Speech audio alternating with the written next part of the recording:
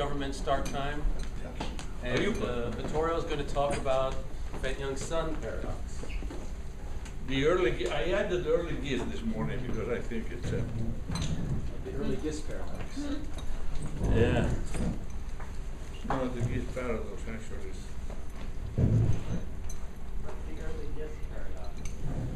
You'll find out. Yeah, how it's been in existence for so many years. That's the paradox. Can you give me the next slide here?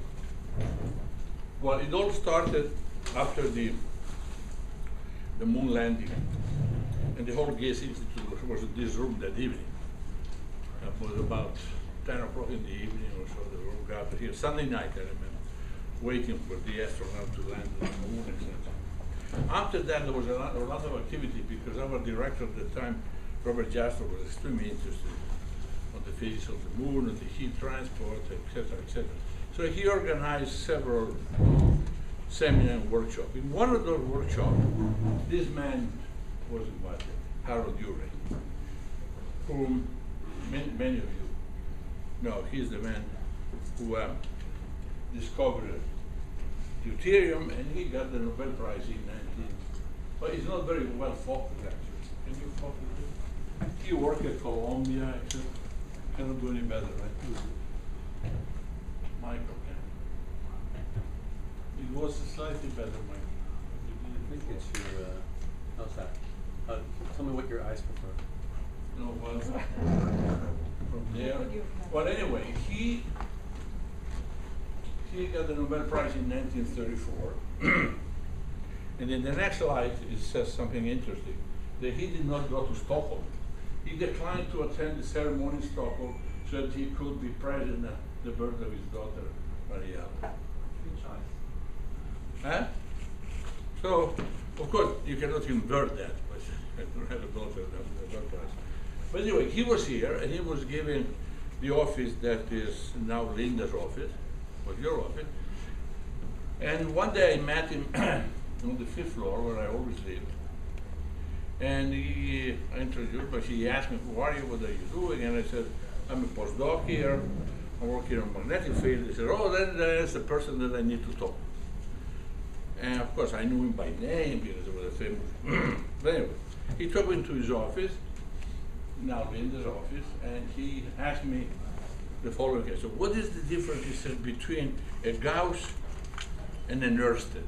Because I told him I was working on magnetic field of the order of 10 to the 12 Gauss. So as soon as he heard the word Gauss, perhaps something clicked.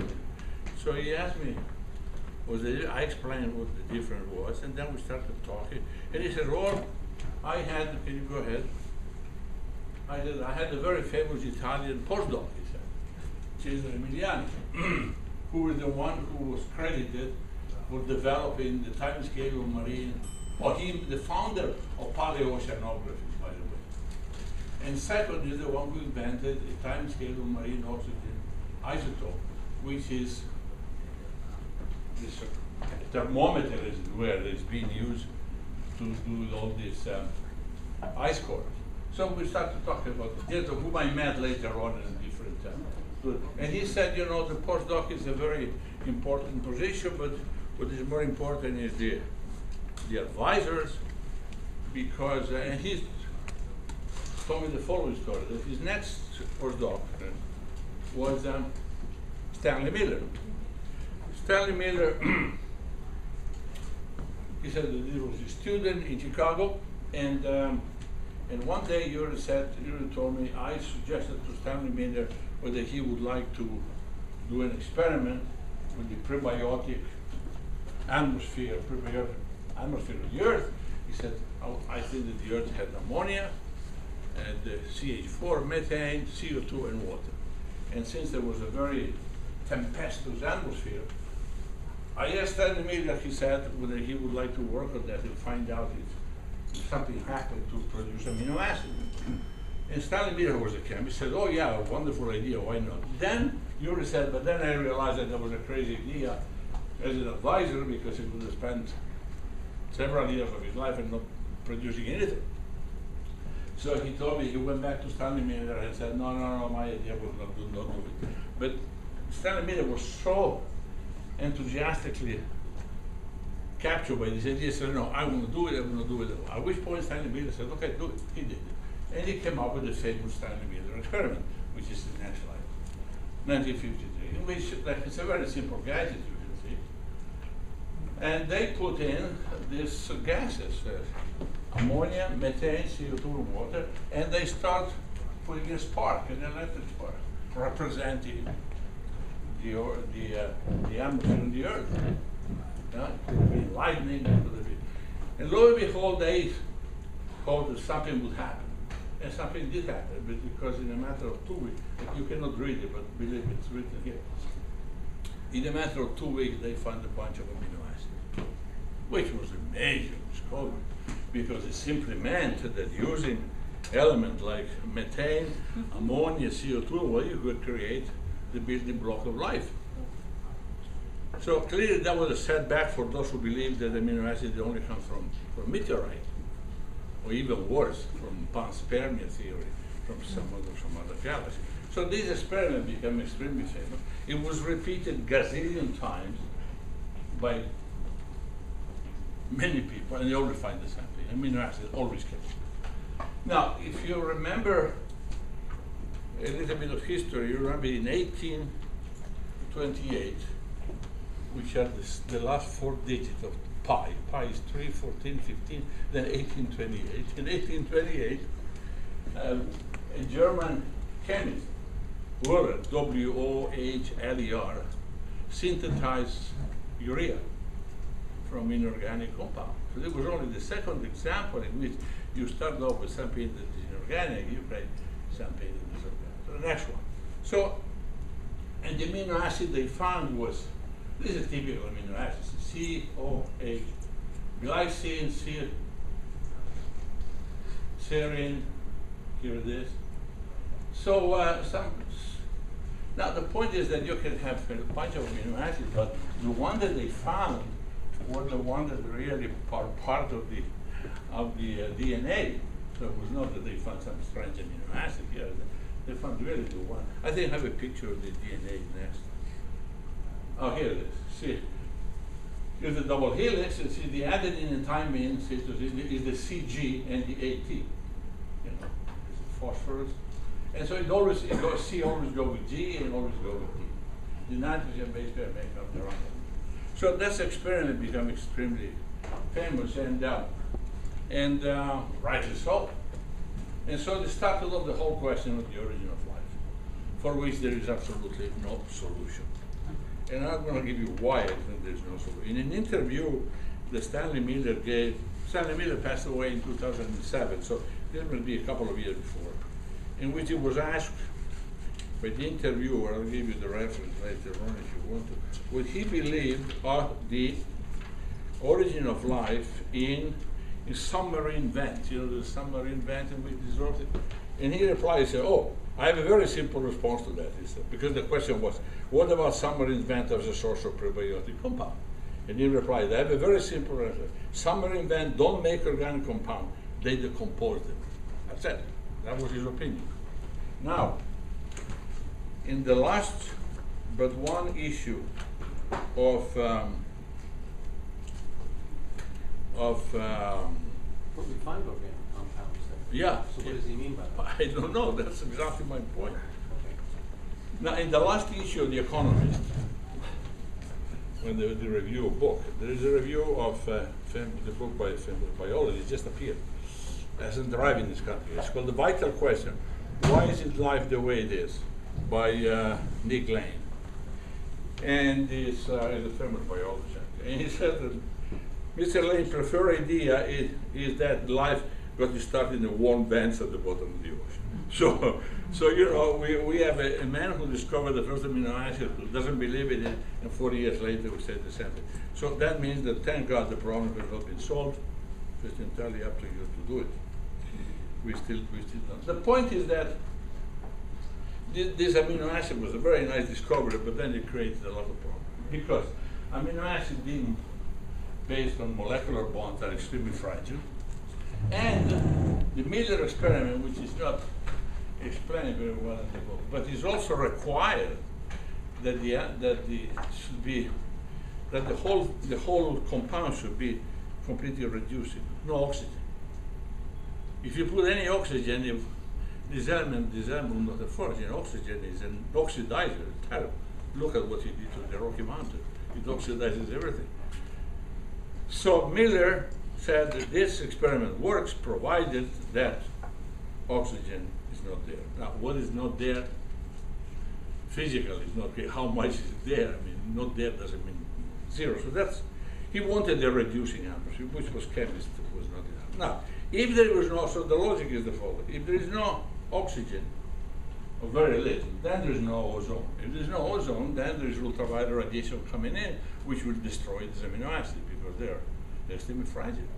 So if they destroy them, then what's the big deal? You form them and then they get destroyed, so you don't get anywhere. So the story continues, the fairy tale continues, I should say, by saying that those amino acids were smart enough and they decided to hide into the water, in the ocean. They went to the ocean so they would be protected. Fine, so you solve that problem partially.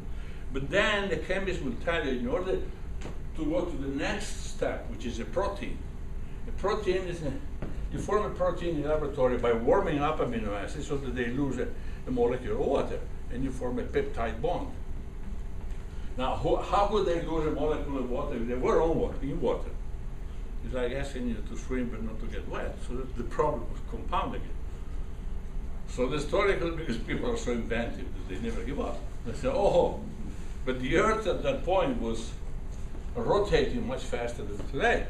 And I'll show you some. So instead of 24 hours, it was 7 or 8 or 9 hours. Therefore, tide, and here comes the moon. The whole story becomes very interesting. And so the tides are much more frequent. So this smart amino acid came out as amino acid. They dried out real fast. They lost a molecule of water. When the tide brought them in, they brought them in as proteins. My goodness, how brilliant that is. So the moon helped to form all this. And geologists here know very well that life actually existed and lived inside the ocean until the Precambrian, which is 500 million years ago. Who are marine creatures? That's not the great scope. So for 4.5 billion years or so, life was actually inside the ocean. And only when enough ozone was formed that, which is called the Pasteur point, I think, in geochemistry, that this life just came out of the ocean and started walking on Earth, etc., and that's why it is. So the problem was that people like that, how much oxygen is too much for the standard meter? And is the sun actually complying with that? So all these questions were up for grabs. And so Miller, I never met Miller, unfortunately, but this guy was very interested, if there was something about it. Okay, so then we go to the next one. So the next one is, oh, by the way, I must tell you that at that time there was absolutely no interest in NASA to follow any of the studies. So we were not sponsored by NASA headquarters or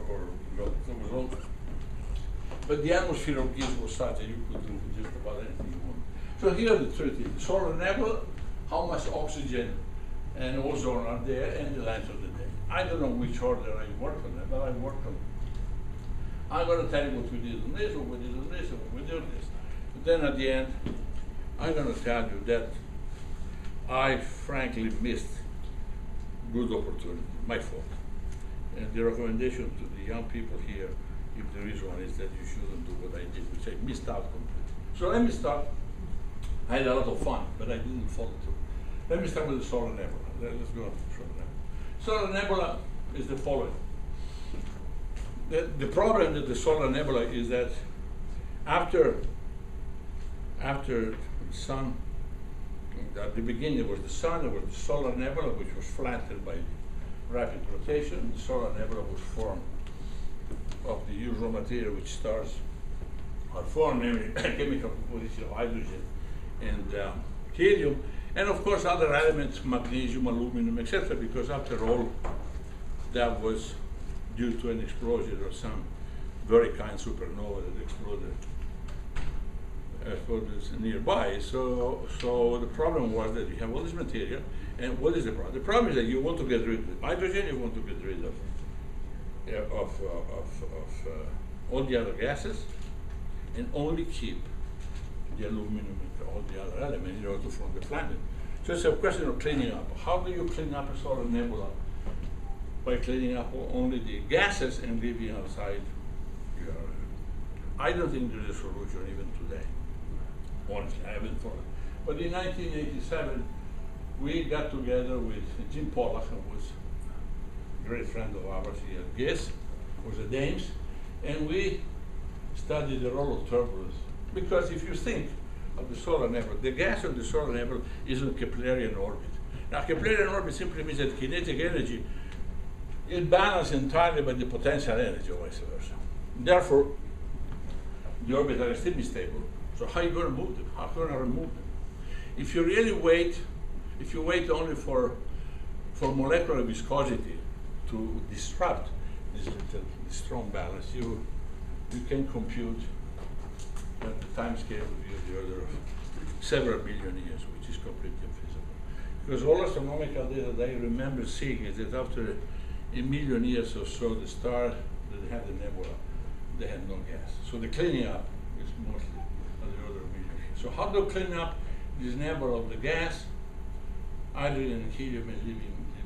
So if you wait for an outside, there could be two more. Something happened from the outside that cleaned up the nebula. But nobody's never come up with anything from the outside. So the only thing that we had was the inside. Perhaps there was some instability inside the nebula. And H.W. Cameron, who was the scientist here, yes, or the smartest man that ever graced this building, came up with the idea that the grains themselves would create an instability. An instability which is the same kind of instability that you have in the sun due to opacity, essentially. You know that the sun, in the last 25% of the sun, is convective because radiation cannot transport the whole amount of energy because it's too weak, so it needs some help. In the next 25% or 30%, there is convection, and the origin of that convection is precisely an instability created by opacity. We did the same, and we published this paper, which was 40 feet long paper. So we put the best model of turbulence that we ever had, and we published this theory. Number 2, can you give the other one? 2, result. I wouldn't even bother to show you the result because it was so disappointing. We cleaned up everything. There was nothing left. Which is what everybody always found. So in spite of having a pretty nice turbulent, I'm having a mechanism for turbulence, not only turbulence. It's not the turbulence is not it means nothing unless you have an origin problem. But we had this convection, we did, we worked, and yet there is always disappointing. That's why she married Kim, who was a postdoc here. Now they're both at Ames, and Paula was also there. And we cleaned up the solar nebula so efficient, then it cannot be. So we failed. But we failed like everybody else has failed. So, but at least we wrote 2 papers of 40 pages each to clean it up. It's not that we just did it like that. We had a model, and the model is completely inefficient. Some Japanese later on showed up, actually published a paper saying that they could actually make our model work and not cleaning up everything, but the lifetime of this convective process was too short to be efficient. So they saved our scheme about 30% or so, but it was really not. So that problem was the first one in which I really felt that I was completely disarmed. I didn't have any other. So now, because now you look at all the planet, there is no gas. So how do you clean up the solar nebula?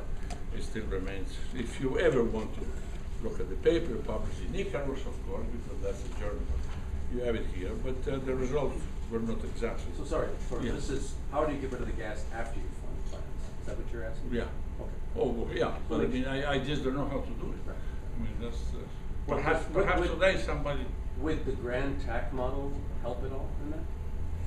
No, I haven't followed this, but I mean, it seems to me that the problem is that you have to have a cleaning up mechanism that differentiates between grains and gas.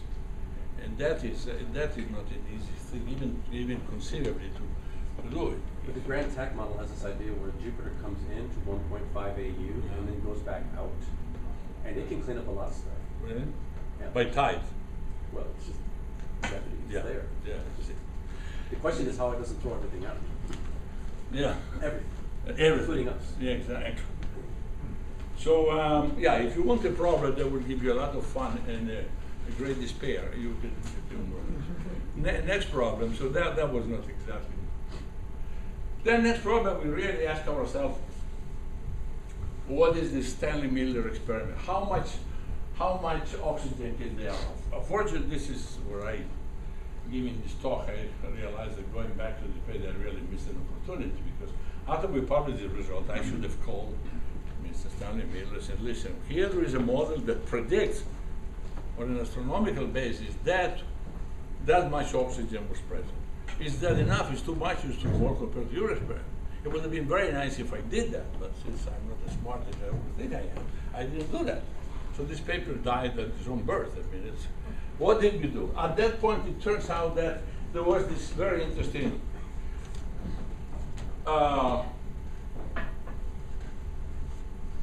international ultraviolet for IUV. And so I asked Kathy Imhoff, who was at Goddard, who was in the team, if she could give us some data about this. I asked Joe Levine, who was a postdoctoral at Animal, to give us the photochemical model that he had, and Arthur, I have no idea who she is. I don't know. The point is that at that time, it turns out that ultraviolet radiation, turns out the young star has an ultraviolet radiation which is 10,000 times larger than the UV today. 10 to the 4. It's a huge amount. Everybody had been living under the Sagan dictum, which was wrong, but nobody knew it, that since the bolometric luminosity of the sun was 30% lower in the past, and that was referred to the sun paradox, so did the ultraviolet radiation, which was non sequitur. But he did that, and it sounded like it was okay. So the ultraviolet radiation was 30% lower. Nobody bothered. And I remember that Carl Sagan was here during this meeting, and he was saying that, and nobody was able to contradict him, but there were no data. Then, lo and behold, when this ultraviolet radiation, this data came in, it turns out that we were all wrong, badly wrong. It was a 10,000 times wrong. So if there is an ultraviolet radiation that much stronger in the T-Tauri phase of a star, not always, then how much oxygen can that produce?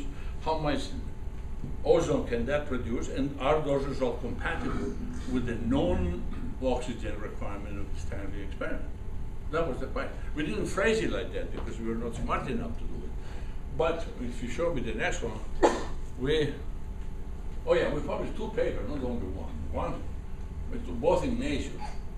The young sun and the atmosphere, the photochemistry, the early Earth, and we didn't solve the Palestinian problem, but we solved everything in this meeting. Except that we didn't do anything with it. That was the one I regret so much. So, okay, next one. Let me show you what the results are. So, age.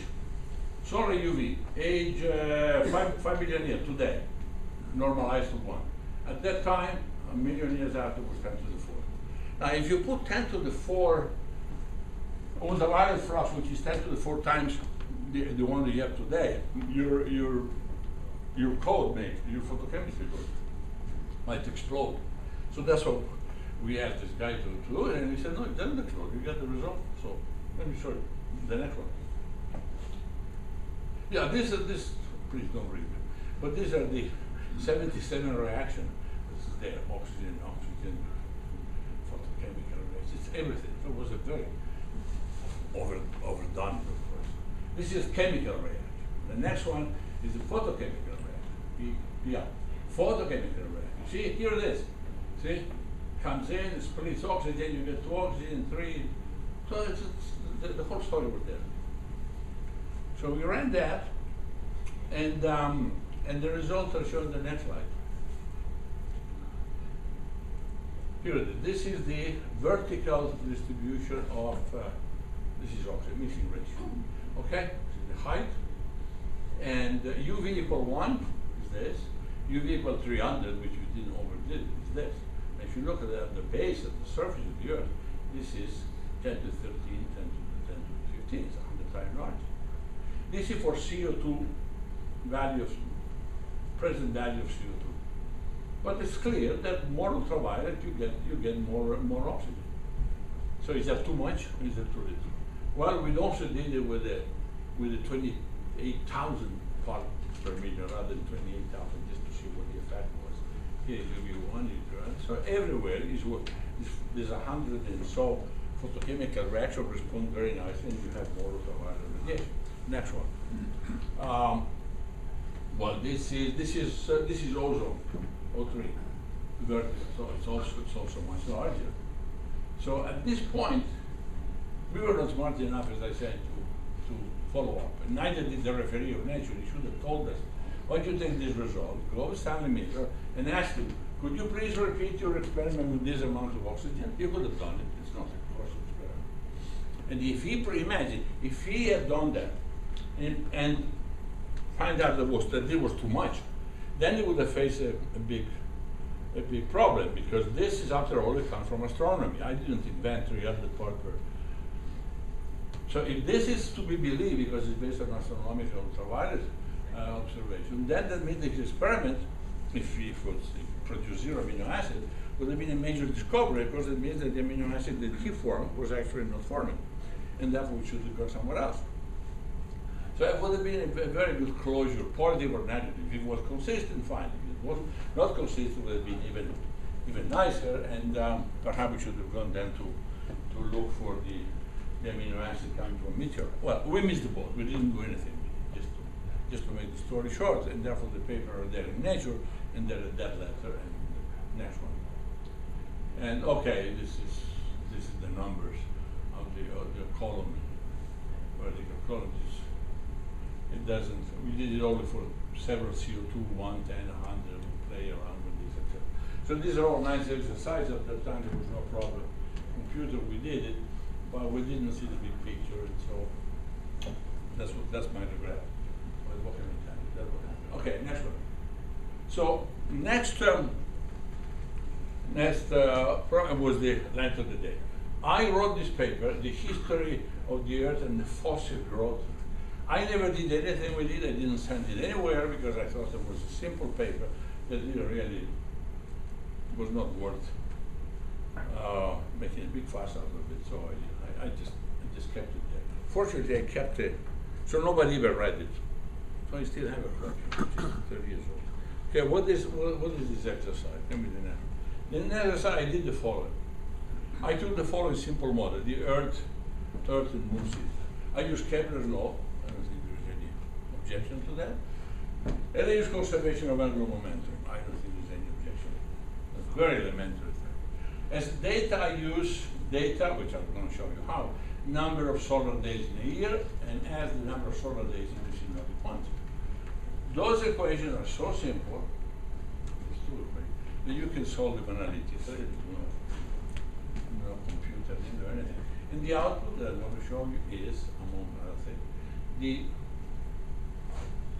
the length of the day, the Earth spin, the Earth moon distance, the Earth moment of inertia, and the Earth energy loss. You can express all this quantity in terms of NLS. It's an exercise for students. That's why I didn't send it anyway. I was afraid of the time, and this is very simple. Okay, let's look at some results. So, the premise of, okay, this is my data. This data comes from this next one, from this very nice animals. You know, when you go to Italian restaurant, you have for spaghetti alle vongole. This is it. This bivalve. These animals, if I can call them like that, their growth is proportional to the tide. It's a fantastic device there that if you go and ask at the Museum of Natural History, they have these animals, how old they are and how old What is the oldest one they have? In the literature you find, go ahead, you find that they go up to, at that time, a few million years. So you see this is today, and this is N and S are there, number of days in a year, number of days in a month. So these are the data. So I could go back only a few million years. Perhaps now in the literature there's more than that, but at that time I didn't have. That's my data. So I put this data into the simple equation that you can derive from Kepler's law and the conservation of angular momentum, and I got the following result. That's one. Length of the day. Today, big surprise, 24 hours, big deal. In the past, 360 million years ago was 22. Well, that's no big surprise. Of course, it got jumps because the data are not. But the trend is 2.3, 2.8 milliseconds per century, which I think is a well-known number. But the simplicity with which this comes out of this computation was very surprising. So the length of the day turned out to be. Now, if you, okay, go ahead. Spin angular momentum. That's another interesting thing because, which is there the moment of inertia times the rotation. It's got this. It's not a continuous curve. Around here, something happened because it got this dip. This is going from today to the past. The next one, perhaps, is what it is. Now, moment of inertia. The moment of inertia of the Earth, it's got a bit pointy there. If I had been smart enough, I would have gone to Susan or Vivian and asked her what was going on at 200 million years, but I didn't even think of it.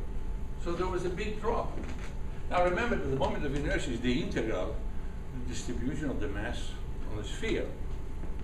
But the mass, depending on how it's distributed, it changes the moment of inertia. If you take a cylinder of whatever material, if you make it full of the material, and you compute the moment of inertia, you get a number.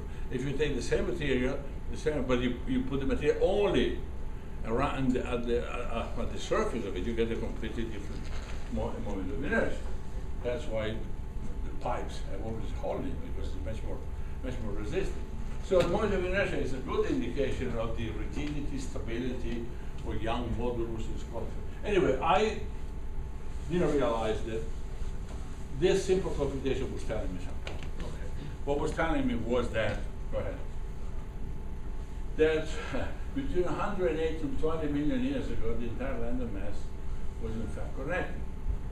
It doesn't tell me that, but it tells me that a posteriori, everybody's white.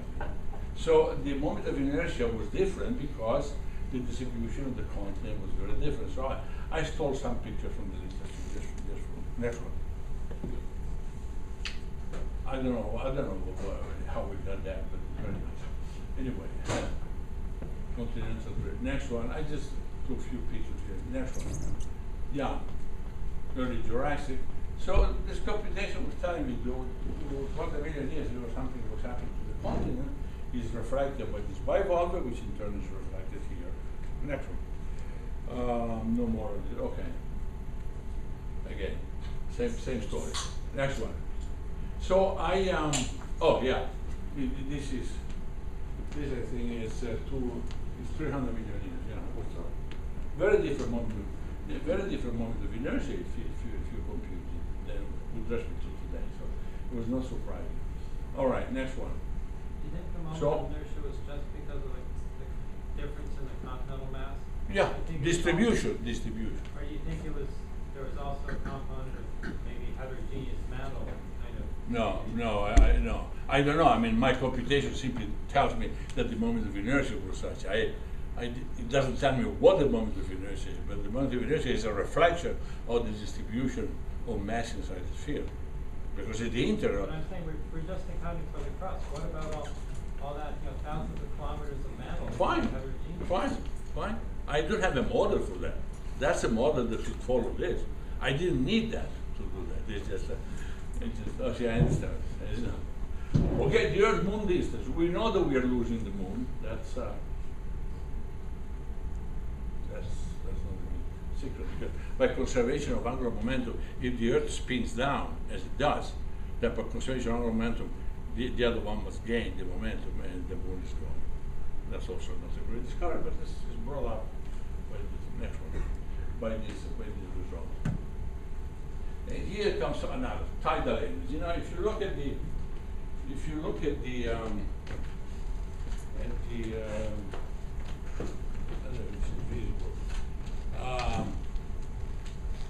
this is the rotational energy of any object with the moment of inertia and the rotational and the spin of omega. If you take the derivative of this, and therefore you compute energy loss in Earth per second, you have two terms. The moment of inertia is changing with time and omega is changing with time. This is the length of the day, this is the structure.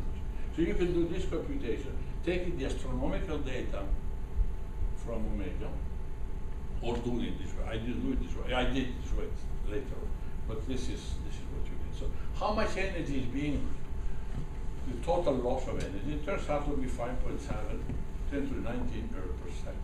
Now, let's go to the next one. Now, this is my number, present work. Of course, I was not the only one playing that game, you know. Gentlemen, Lamback, etc., produced many of these, but my number was, which was gotten to. All the other numbers are arrived at in a rather complicated. Now, what does the energy go? If the and this is my last regret. If the energy, the Earth is losing this amount of energy, where does the energy go? Because the Earth is spinning down. Well, it goes into the ocean. So you have 10 to the 19, what is the number? 10 to the 19 error per second, they're going to the ocean. Okay, so what do we do with that? I stopped here, unfortunately. And then instead of, next one. Oh yeah, now, just stop that for a Why do you second. say it only goes into the ocean? Well, where does it go? It's the Mantle friction. convection, there's mantle. Oh no, but this is the total amount of energy that's being lost by the Earth. This was known for how many years? Because the great discovery is that it goes to every part of the ocean, not only to the Irish Sea, as it was presumed by G.I. Taylor. He said all the energy loss of the Earth, the frictional energy, goes into only in the Irish Sea. And he misled the community for a long time because we believed that it was such a local thing that nobody would care. Nowadays, we know that this energy is being lost everywhere. And not only at the surface, but it goes down, as I'll show you here. It goes down all the way to the bottom, even to forming tides. Now, Carl Walter Monk, who is one of the most famous oceanographer alive, he's 92 years old, and perhaps is the most famous oceanographer in the world. And Carl Wunsch from MIT wrote this famous paper, Abyssal Recipes, #1 and #2. And if you go down a little bit, okay, here's a complicated graph, but it's the same. This is against the moon, this is the sun. The moon, if you add 0.5, this is in terawatts, which is 10 to the 12. So you get 3.7 terawatts of energy. What do you do with it?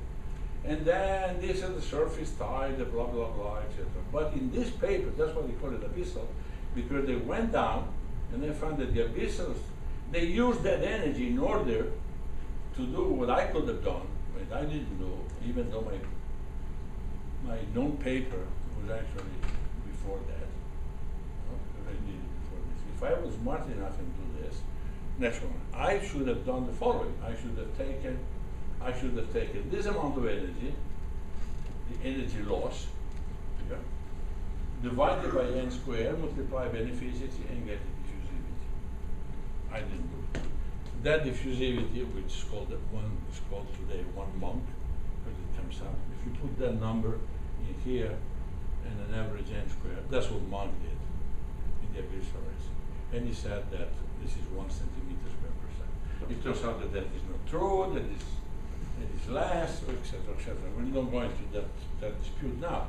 But I mean, the point is that with that simple computation, I could, if I really thought, Kepler's third law, conservation of angular momentum, and these little nice animals could have given me an epsilon, which once put in here would have given me the diffusivity. I did not change that number, translate that number into cyanic dipigment diffusivity. If I have done that, I could have a relation with the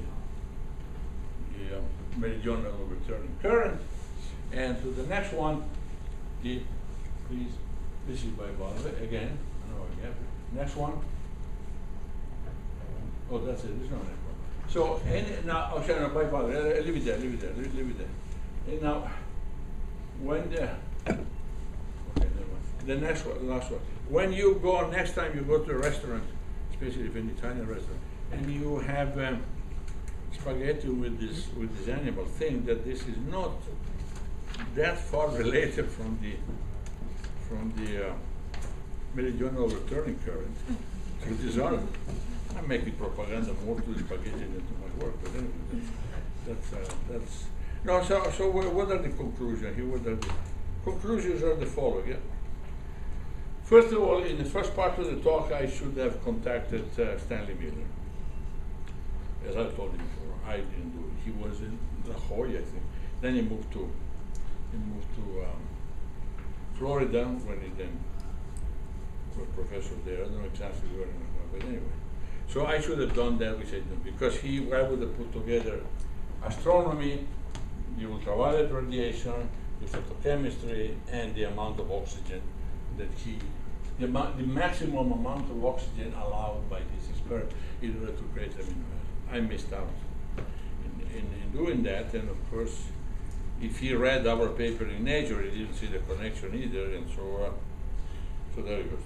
The second regret is that I did not translate this amount of energy that I got from this computation into something more practical than an energy loss, like a diffusivity, which I could have then used in some motion model. So the message is for the young people is that you should never give up what you're doing. You should really push it and try to squeeze every drop of your computation that you have, because sometimes you have results that are better than you think they are, and you don't squeeze out of. So it's kind of going back and reading this, I really realized there was down a memory lane in which I missed out into the truth. But I had a lot of fun doing this computation. Okay, that's about it. That's about it. Thank you.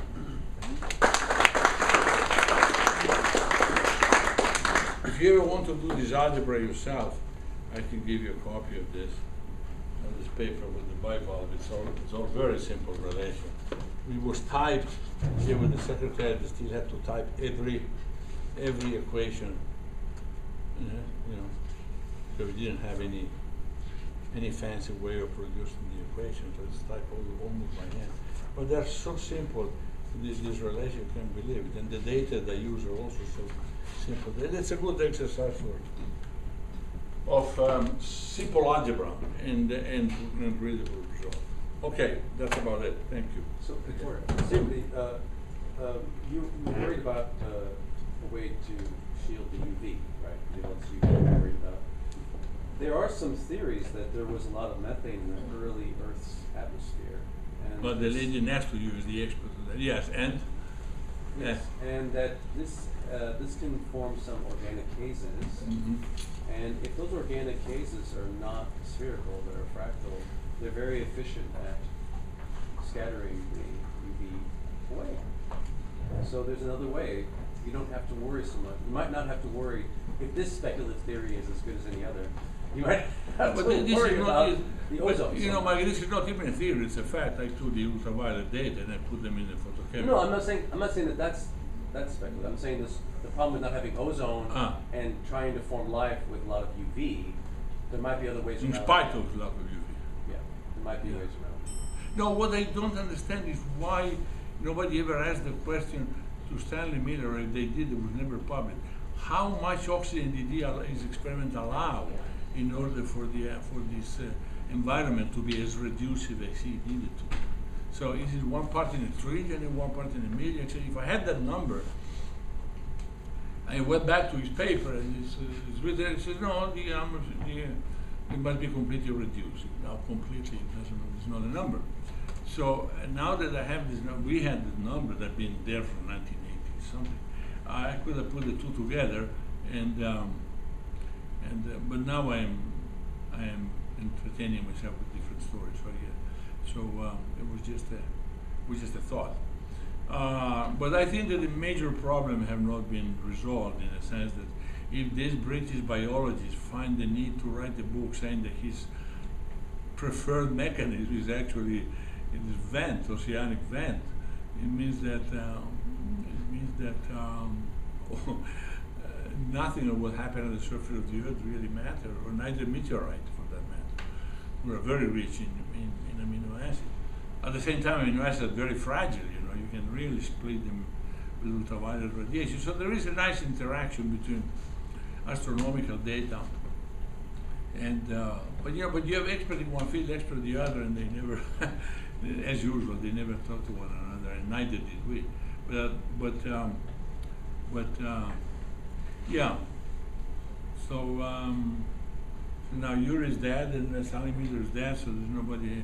And the other scientist that was at Goddard that was doing this kind of experiment, Cyril Panamparuma, also no longer with us. So I don't know if anybody, honestly, that's my ignorance. I don't know if anybody is repeating Miller experiment other than simply citing it and repeating it. They have repeated in the sense they put sound, they put all sorts of mechanisms to shake up this guy. It always comes up with amino acid. That seems to be very robust. But the question is, once the panspermia theory is gone by the board because the environment is too dangerous, to bring amino acid from other stars, etc. Because gamma rays, X-rays, they will just kill everything. The question is it really life started really at the surface of the Earth, as this experiment indicated, or it started at the bottom of the ocean?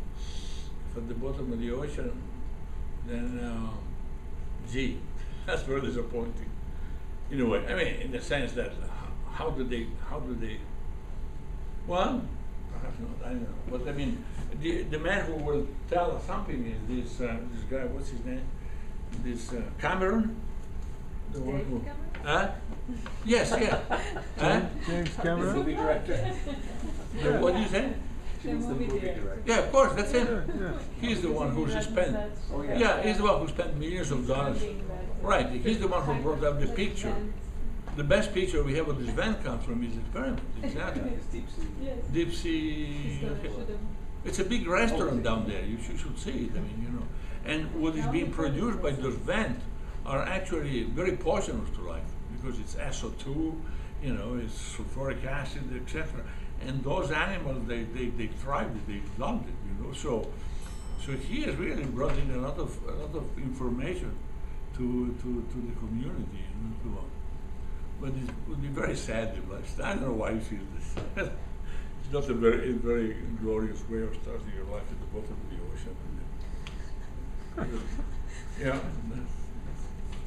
Vittorio, Yes. You said that Miller's experiment has been redone gazillion times, but nobody varied the UV in such a way. Nobody put the two together. Would you believe? I mean, because one astronomical community and the biological community, they seem to be. They are apparently. Yeah. Mm-hmm. But they varied other stuff. Otherwise, I'm just redoing it. Pointless. Yeah, but the ultraviolet, the International Ultraviolet Explorer really gives you a very good number, shockingly high with respect to today. So the sun was millions of times larger than you get today. Yeah. Once you get that, but that's not the end. So then you have to have a photochemical model to look at the consequences, which is what we did. The third step is what we should have put the two together, which is where we didn't do. And so I don't think anybody repeated all this photochemical code that we had, because it's a hell of a. I don't have it anymore. I mean, but after a billion years, the UV flux isn't that crazy. No, it's not. It's Right. not. Yeah. So if you just wait a billion years. Yeah, if you have patience enough. Yeah, You don't have to get rid of, clean out the solar nebula and then boom, have to have life. No, Wait. that's true. Besides, the Solar Nebula is a time scale of unity, 1 million years, 10 million years at most. The other one, 10 million years is the standard number. The other one is, yeah, you can certainly wait. And perhaps you have no choice. Perhaps you have no. But it's. But I ordered this book with this big because I want to see what in 2015 people have to an update on the origin of life. You know, it's always an interesting. Probably it puts stronger constraints on the idea that Paleo-Venus would have life first, because if it did have habitable conditions early on, because it doesn't have to worry about the faint young sun problem, but then you have to worry about this UV problem. Right. More. So that probably puts strong constraints on life originating on Venus than it does on Earth. Yeah, and sure, the sun was also active. Was also more UV for Venus. That's right. Why do you think that Venus had at the beginning was more conducive to life? Well, you don't have to worry about the faint young sun problem, which is the sun was 20-25% less luminous, and we have struggled with Earth models for a long time to make them warm enough. Yeah. For liquid water on the surface, and then Venus, in Paleo-Venus times, it was about 40% more than we get on Earth today. And Venus also spins slower, and all of the models that have looked at that show that you can get quite equitable conditions in a slowly rotating world, even with relatively high solar insolations. But Vivian, what is your take on this solar sun faint paradox?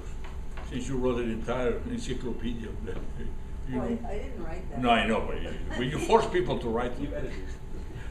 Yeah. But Well, what? if only I could remember everything that's in there.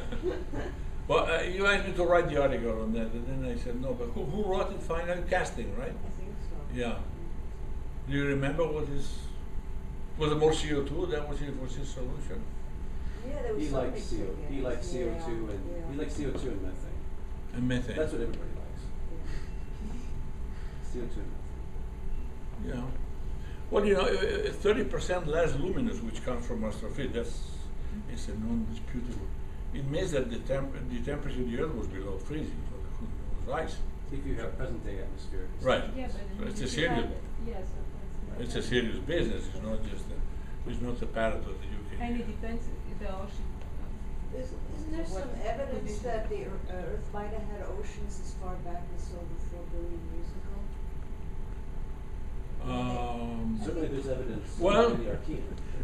Yeah. In fact, Yeah. the evidence is that there was more ocean in the Archean, and that the land masses would have been smaller. Well, it all depends on how you decided the ocean for. Where does the water of the ocean come from? It comes from if it comes from the volcanoes, then because that's the only other origin is water vapor spewed out by the volcanoes that condense and becomes. Yeah. I think the number actually jive very well. I mean, the amount of water in the ocean can be compatible with the water vapor that was spewed out by the super active volcanic activity. So yeah, that could have been as early as you want in a way. But you call that ocean something that's really boiling out. I mean, by ocean it always means something that is more. But certainly the ocean, as water, as condensed water vapor must have existed very early on, because the volcanic activity was there. The Earth was very active almost by definition of. Now, how much the ocean water was contributed by comet? It's another question. Perhaps comet also contributed a great deal of water vapor that then condensed. Because comet. Still controversial because the BDH ratios in the comets Yeah, don't always match. Yeah. Sometimes they match. Yeah, Sometimes sometimes they they don't. don't. Besides, you need a huge amount of comment, because after all. Well, there's still water delivery going on. I mean, Yeah. we still get hit by things all the time. Yeah. Delivering water to Earth. I saw. Yeah, it's small now, but You mean, but from the nucleus of the comet, because the rest, before it gets here, it gets evaporated. So it's only the nucleus of it that gets here. Yeah, that's cosmic ice cream that gets here, and all sorts of flavors. But is it that enough? I mean, I always have the impression that comets, yeah, they look big because they have this big tail, but the tail disappeared by the time we get here. So what we really get is No, most of the water would have been in the early solar system. It wouldn't have been now. It would have been in the early formation period, where they believed there was more water than just. yeah, it's a fun topic to discuss, but as far as research is concerned, you have so many ifs and buts, etc. That it's a risky. But Venus, yeah, I do know about Venus. That's a good point. Yeah. All right, guys. Any other questions? Okay, let's thank Vittorio again.